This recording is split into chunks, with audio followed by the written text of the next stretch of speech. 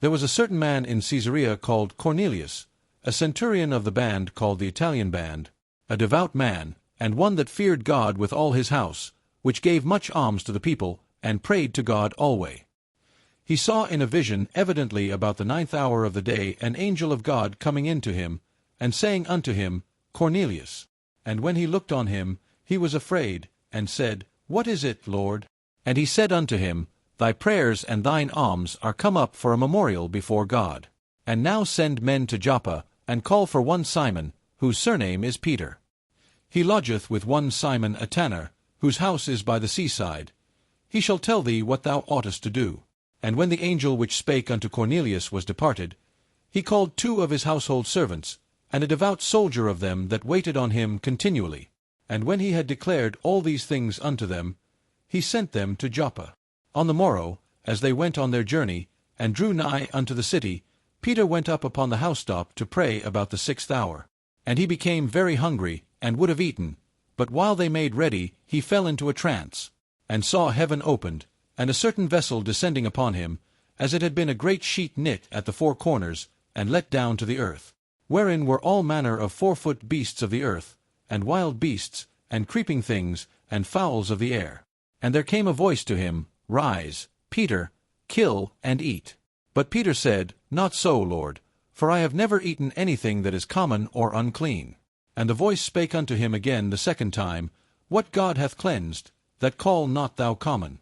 This was done thrice, and the vessel was received up again into heaven. Now while Peter doubted in himself what this vision which he had seen should mean, behold, the men which were sent from Cornelius had made inquiry for Simon's house, and stood before the gate, and called, and asked whether Simon, which was surnamed Peter, were lodged there. While Peter thought on the vision, the Spirit said unto him, Behold, 3 men seek thee. Arise therefore, and get thee down, and go with them, doubting nothing, for I have sent them.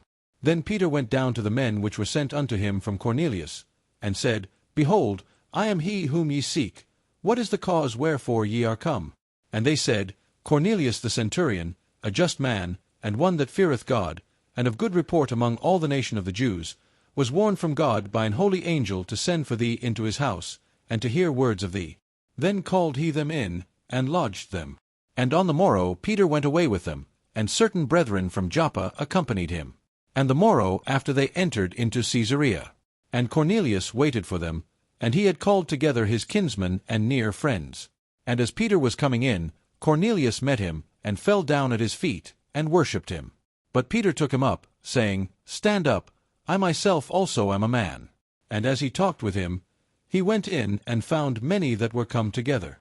And he said unto them, Ye know how that it is an unlawful thing for a man that is a Jew to keep company or come unto one of another nation, but God hath showed me that I should not call any man common or unclean.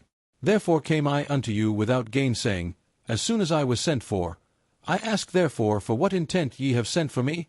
And Cornelius said, 4 days ago I was fasting until this hour, and at the 9th hour I prayed in my house, and, behold, a man stood before me in bright clothing, and said, Cornelius, thy prayer is heard, and thine alms are had in remembrance in the sight of God. Send therefore to Joppa, and call hither Simon, whose surname is Peter. He is lodged in the house of one Simon a tanner by the seaside, who, when he cometh, shall speak unto thee. Immediately, therefore, I sent to thee, and thou hast well done that thou art come. Now therefore are we all here present before God, to hear all things that are commanded thee of God.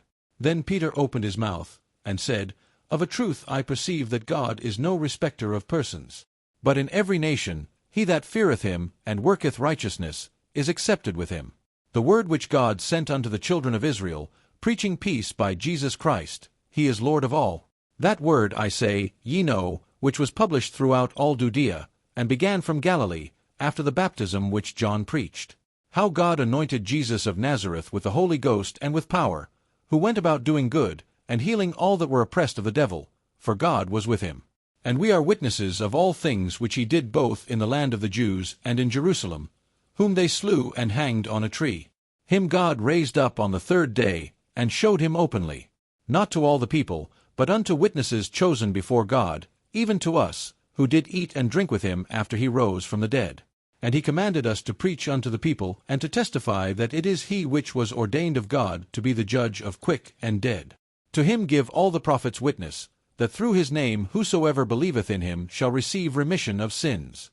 While Peter yet spake these words, the Holy Ghost fell on all them which heard the word.